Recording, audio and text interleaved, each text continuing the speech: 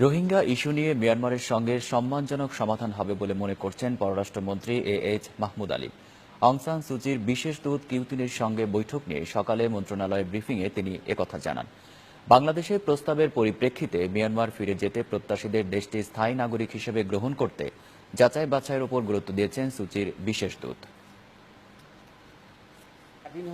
রোহিঙ্গা সংকট সমাধানে মিয়ানমারের পররাষ্ট্রমন্ত্রী অং সান সুচির বিশেষ দূত চাও কিউ-3 বাংলাদেশ সফর ও সরকারের সঙ্গে তার বৈঠকের বিভিন্ন দিক তুলে ধরতে পররাষ্ট্র মন্ত্রণালয়ে এই সংবাদ সম্মেলন।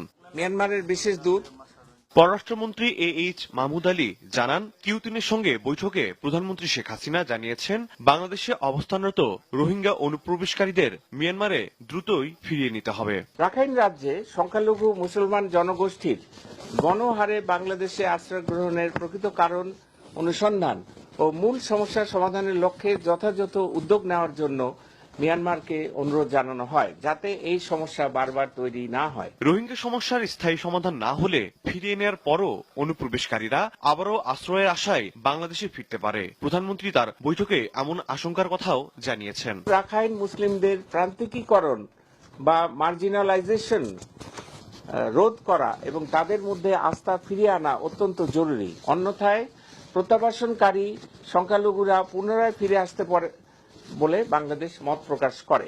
সুচির বিশেষ দূতের এই সফরকে ইতিবাচকভাবে দেখছে সরকার। পররাষ্ট্রমন্ত্রী মনে করেন, কিউ-3 এই সফর রোহিঙ্গা সংকট সমাধানে আলোচনার পথ উন্মুক্ত করেছে। এখন আমরা যে প্রক্রিয়াতে যাচ্ছি, এগোচ্ছি, এবং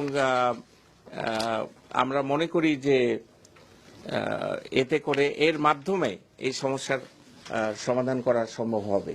মিয়ানমারের বিশেষ দূত তাদের দেশের ধর্মীয় উগ্রবাদ মোকাবেলায় বাংলাদেশের সহযোগিতা চেয়েছে বলে জানিয়েছেন পররাষ্ট্রমন্ত্রী। এছাড়া দুদেশের নিরাপত্তার ক্ষেত্রে সমঝোতা স্মারক স্বাক্ষরের বিষয়ে সম্মত হয়েছে দুদেশ। এই দুটোই সই করতে তারা রাজি আছে। রাজীব বেগ, নিউজ 9, ঢাকা।